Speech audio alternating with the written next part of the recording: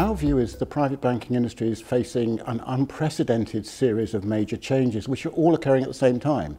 So you've got socio-political change, you've got a movement against global elites, and also you've got lower for longer interest rates and clients who are sitting on the sidelines, perhaps worried about risk, not willing to invest.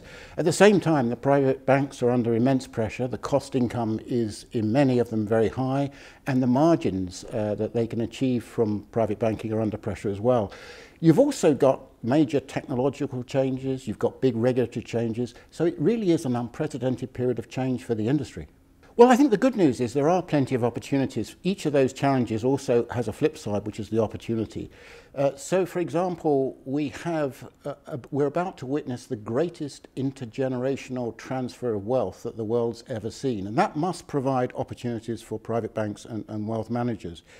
The second big area of opportunity is the technology is moving very fast. We've talked about new digitally enabled models, and we're seeing great change in the way technology is provided. In the past, it used to be on-site and installed base. Now it's very much software as a service, and it can shift the cost base tremendously towards variable costs. So there's never been a greater time for the private banks to address the cost issue. Also, digital allows you to manage the regulatory aspects a lot more cost effectively. And one of the biggest costs, in addition to IT, is the cost of regulatory change.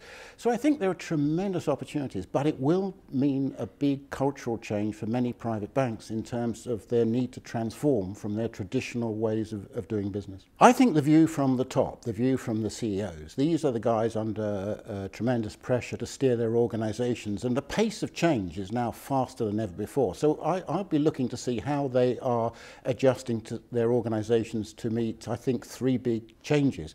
I think one is the challenge of innovation in the front office and the client interaction areas, which I think has become much more important and will be going forward to differentiate the private banks.